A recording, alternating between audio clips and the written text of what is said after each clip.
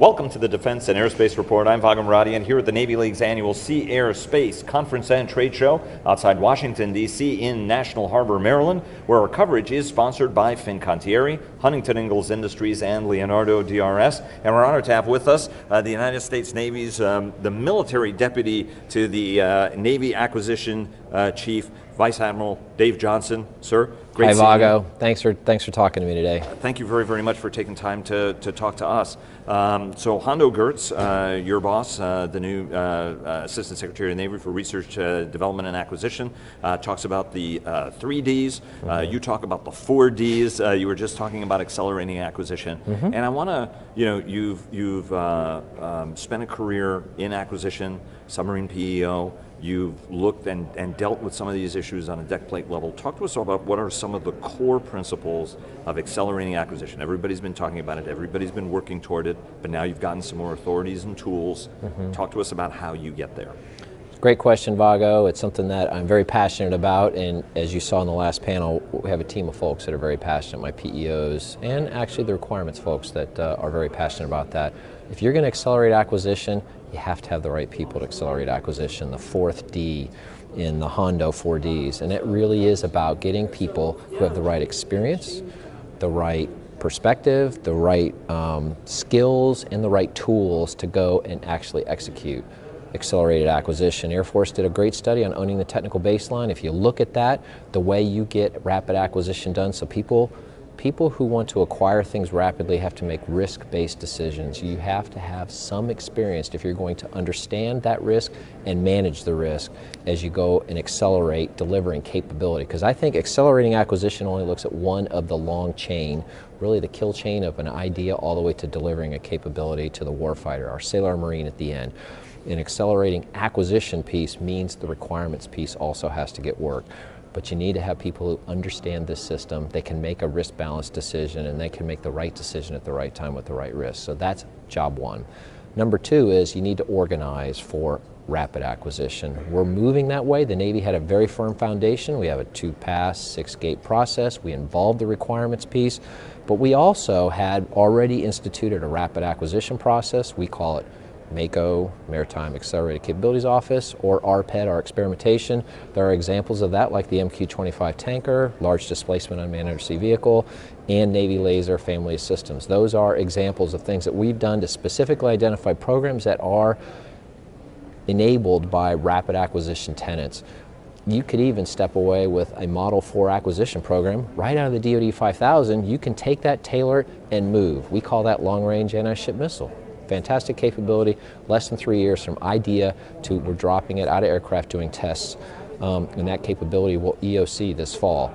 Very, very rapid acquisition, used a lot of the things that make rapid acquisition work. Short decision chains, empowered teams, close interaction with industry, well understood requirements, and a good reliance on the test end for modeling and simulation so that you can actually get this fielded capability with confidence out to the warfighter. The other part is, besides the people and the organizing, is decentralizing. Secretary Gertz has been very effective at pushing down the responsibility, the accountability, and the authority now down to the PEOs and the program managers so they can make the decisions. Now one might say there's risk there. Right. Well, there is risk, but you give the people the right level of leverage, and then they have the right level of interaction with the senior leadership so that they can keep us involved with, hey, these are things that have to be looked at. Secretary Gertz called them items of interest. Keep me in the loop. Give me information on things that I can do, and only I, RD&A, or me as the PMD, we should only be doing things that only we can do. That's actually a very good perspective. So shortening that delayering, getting stuff out, and managing things at the right level is a way to get at rapid acquisition. Do you feel, you made the point about people, and that was Better Buying Power's focus also was, right, build the people base again, which Frank Kendall worked very hard in the last administration, and you could argue that there were outputs, right, program cost levels went down steadily, so I mean there was something good that was happening there. Do you feel that that skill set is rebuilt? Because for of the Dave Johnsons and the Hondo Gertzes and the other expert folks who are in the system, there are folks who have a little bit less experience, which is the reason why, in that post-Cold War drawdown, we lost a lot of acquisition talent. We kept cutting it, and then we tried to rebuild it. Do you think that the talent and the skill sets are out there that when you do give folks this authority, you're not a couple of years from now going to be looking at things that are going to go wrong, however well-intentioned? Another good question. We have to make sure that we have the workforce ready to accept this responsibility. We didn't just start this yesterday. In my submarine portfolio, I have a stream of folks that I've mentored all the way since I was a commander to make sure that when I leave, they're ready to step in, but also they're ready to actually to manage at their level the responsibility and authority that's been given to them. Are we where we should be? No. We are rebuilding that workforce. We're growing. The requirement is growing. Our Navy is growing. We need to grow the acquirers with the right skill sets to be able to execute the programs that we're now moving into. So I think that your comment and your observation is accurate. We're not exactly at the right skill level at all levels. Secretary Gertz is a bit frustrated with, hey, how do we train a program manager? How do we get him ready to take on this leadership? How does he have a culture of risk-taking? I'll say the foundational elements are there in our people. They understand. They really are motivated by doing the right thing for the warfighter. We just have to give them ways to go at and let them know that we will have their back as they go and take some risk in managing their programs and taking some risk in moving ahead with some of the technologies that might actually not work out. Not working out is okay, but you should learn when it doesn't work out so that we can recycle and go back, eventually getting to the capability that we are trying to achieve to the warfighter. But one of the reasons we have some of the onerous acquisition regulations that we do, it's great. I made this case in a million editorials over the years that, hey, let's make a trust-based system, and for those who violate it should get punished. On the other hand, while everybody is thankful for Senator McCain sort of giving folks extra authorities and devolving authority to the services, at the same time, with all due respect, Senator McCain is the person who everybody's most terrified of going up to the Hill and briefing him when something does go wrong, not for nefarious reasons, often for very, very good reasons, something ends up going off the rails. Is everybody prepared, and are you convinced that your 535 board of directors over there are going to be as understanding for, hey, look, we're trying to do a big thing. We did make some errors. We've learned from it. There will be a little bit of cost, but at the end of the day, we're going to be in a good place. I think the key tenet with our 535 board of directors is communicate. If they understand what we're trying to achieve, they may not agree, but if they understand and we're transparent and we can articulate what the end in mind is, they have confidence that we will responsibly manage the money given to us and that these are the right investments for the risk, they'll usually come along with us. There will be some differences, and that's just the business that we're in because of the different perspectives that folks bring to the table. But I have no problem with holding us accountable, the Navy accountable for responsibly executing the money that they give us. Let me ask you the requirements question. So requirements definition is a very, very big challenge. The longer our systems stay in service, the more folks want to put requirements onto it. This carrier will be in service more than 5 decades. This submarine will be in service more than 30 years. So everybody's trying to get out there and to rethink what the problem is. And oftentimes then it becomes something very difficult to execute.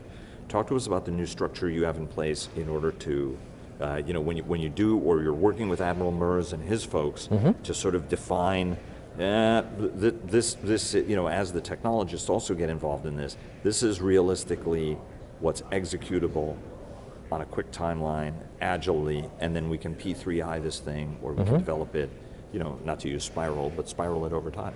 So you've essentially answered the question, Vago, but the issue is we are trying to work requirements, innovation, with Admiral Murs and his folks. As part of the service chief authority was to get experience and have a requirements management expertise. Get the folks that do the require setting up on the same level of professionalism as the acquiring folks and frankly the financial management folks that do the finances and the budgeting. So what we did for the frigate, which was a very compressed time because you had the drumbeat of the industrial base that you had to keep survive till we get to the point of a frigate. You had the world change, the requirements change. So how do you match the baud rate and the time constant of an industry base that's continuing to produce littoral combat ships with a frigate need that's driven by real world requirements changes? We did a requirements evaluation team, an innovative way to bring in the guys who are going to do the acquiring, the folks who are in the fleet are seeing the threat, and the requirement shop who have to kind of lay out, okay, how would we do the budget and the timing for this thing, and what do we have on the shelf from radars, missiles, guns that we can take and port over and use into the frigate. So we had a very lively discussion. We even tiered the requirements under Admiral Boxall in '96, but that allowed us then to go say, okay, look, this is what we think a frigate might need to have.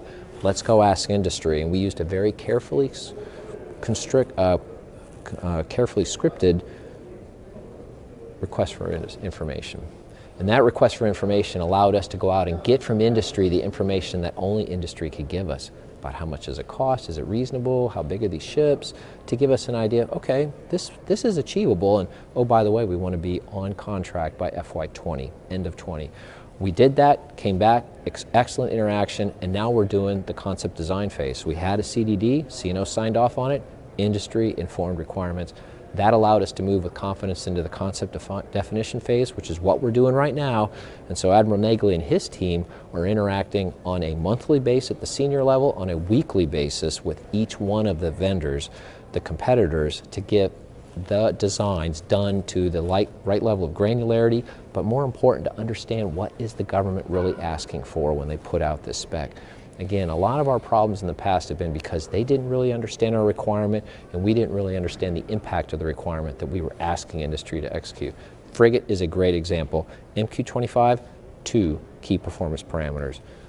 The requirement system left on its own brought to me about a stack of key performance parameters. Which they're no longer key if there are that many of them. That's exactly right. And so we had the Secretary of Defense initiative, which was you can have only 3 KPPs on a system. We chose MQ-25, so we have 2. And it was really down to, if you're going to have an unmanned tanker, why would you not buy an unmanned tanker? Well, if it doesn't go on off a carrier, it's probably not useful, and if it doesn't give gas the right amount at the right range. So those are the only 2 KPPs. That is a first order effector of moving fast, because now I take those KPPs and push those down into specs, and now the industry is working on what we want. When I went and traveled and talked to folks like Northrop Grumman or GA, they said, tell us what you want. Don't tell us how to do what you want, just tell us what you want.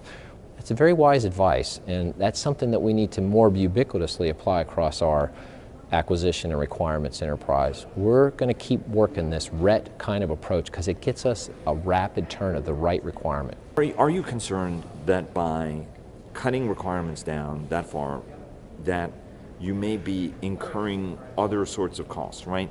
The Navy historically has tried to standardize as much as it can. So if a new ship was coming in, you would tell people, you know, when it was 600-pound steam, it was, I want the M-type boiler, and then it was the D-type boiler, and then it was, we're going to go to LM2500. You know, we have standardized gearboxes, motors, all of that. I remember Secretary Winters, you know, sort of struggling with each one of the contractors being devolved authority to do whatever they want to do. No, it's not something that's ever happened in the submarine community, but you know, the surface force did start going down those paths. Do you think that there's a risk there that if you don't more tightly sort of control what it is you want in some of these details, that you'll have a vendor who's doing things for their own make-buy decisions that may impose, you know, may save him or her money, but will impose cost on you? I'll change the question to, look, you need to control what you need to control when you receive that platform as the capability you're contracting for. So we focused on common combat systems because in the way we fight and operate these ships, it's good if we have radars that are common, if we can use Mark 41 vertical launch cells that are common. We have the same kind of guns, so gun rounds. So the capability commonality helped us then allow the industry base to use their own innovative designs to meet the other things like damage, flooding, and stability, shipbuilding specs that apply to military vessels in the United States. We allowed them the open space to take and tool existing designs to shape what would then take that government combat system. Because if I differentiate on the combat side, I now have to train to unique things, I have to support to unique things, and frankly, I'm less capable at fighting this thing in an integrated fashion. If you got one thing out of this Aerospace conferences, we have to fight in a netted mode, so a SWO on a DDG-51 or the future frigate or a DDG-1000, you pick the platform, that person knows how to operate that gear because it's common across it, and that they can also work in a netted fashion. That frigate can now be a node for the carrier strike group and support its integrated defense, it also has enough capability to operate by itself in a distributed operations environment. Those type of things are what we really need to focus on. We're common. The next layer down, as you get into the details of the design, what chill water pump, what main propulsion diesel, those are the things where you'll now have the conversation on, I already have these Caterpillar or FM or Fairbanks Morse diesels on other, can we use those? I can tell you when we did the Columbia, we started there for every system on that ship. What's on Ohio, what's on Seawolf, what's on Virginia, can we use that? Because of, you already have logistics chains, you understand the product, is it good enough to do the requirement? Some cases it is, some cases no, you have to go new. So that's really at the steps of going from a top level concept, getting on contract, and then start working the details of what goes in those ships or platforms. That's the way you get at having the right commonality at the operator standpoint, and eventually getting the right commonality on the HM&E systems across the ships. Let me ask you a question on the frigate. Folks look at the competition. From your standpoint, it is accelerated and you're trying to get to a better place. But folks also look at it and say, wow, odd competition, right? You've got two of the ships that sort of were seen as not satisfying the mission that are still playing in that to be expanded and improved to be able to do the primary ASW, anti-submarine warfare job, but also be multi-mission enough to be able to handle other tasks. A little bit like a Perry-class frigate, although I was in terms of, it can do some defensive capability, does have some defensive capability, but its primary mission is convoy escort and fighting submarines. As you look at the competition, though, in full disclosure, two of our sponsors are involved in the frigate program, so it's Huntington Ingalls and Fincantieri. But how do you make some of these judgments? Because, for example, two of the ships, have a little bit of a higher radiated noise than what we normally would have had. The two LCS ships with the supercavitating water jets. I mean, obviously they could rebid those with propeller shaft arrangements and things like that. One of the ships is an ASW optimized ship, which is the FREM design by Fincantieri. But then you have the Navantia, which is sort of more of a multi-mission Fig 7-ish. What are the primary? I just want to get a sense from you. Is it the anti-submarine warfare piece of it that's important? Is it the multi-mission part of it? Is it the growth space part of it? What are the things that you think are going to be the most important factors as the Navy goes through its decision? So I would ask this question to Ron Boxall, right, because he's the requirements. Right. But that tiers the requirements. That's why when we went out with the initial proposal for the concept design, says, hey, here's kind of tier 1 things you really have to have. You have to have an EASR radar because we really need you to operate in that. You really need some vertical launch capability and some capacity. But then there are other lower level things that we said, okay, well maybe what does the absolute range need to be effective to operate with a strike group? What does it need to have for an endurance kind of speed? Is it 14 knots, 16 knots? Those kind of issues are things that you get to what you value in your source selection criteria, and that's really the hard work ahead. As we get through these concept designs and frame the art of the possible, cost, what's the schedule, what's the risk, what's capability, then you get into, okay, now, would you trade range? Would you trade endurance? Would you trade maybe 32 or 16 VLS cells? Those are the conversations then. The thing that's different is we're allowing ourselves to have a informed decision when we do that. We're no longer theorizing, we have industry input, so we know if we go with this, we know what we're getting and what we're not getting and what the cost is. The other piece is, in the long run, to be able to support those ships, if you use common and you force some sort of margin, we have a margin for power, so we could potentially have directed energy in the future, then you allow the ship to actually have a modernization path on the way ahead, open architected modular, but yet capable for the mission that we are requiring and not so expensive that we can't affordably buy these ships. Is there a magic number out there? Like everybody's going around and saying if you manage to land it between $850 and $999 million, you're increasing your chances of winning it? The objective's 800. That's the objective. Right. I think when you look at what we get from the industry, we'll probably have people below 800, which is great because these ships have to be affordable. So would you be able to say that is the ASW part of it more important or the multi-mission part of it? Is it important to be a baby Burke or is it important for it to be an ASW ship? That's Ron Boxall's decision. Thank you. Always a pleasure. Thanks very much, sir. I really appreciate it. Great. Thanks a lot, Vago. I appreciate it. Thank you.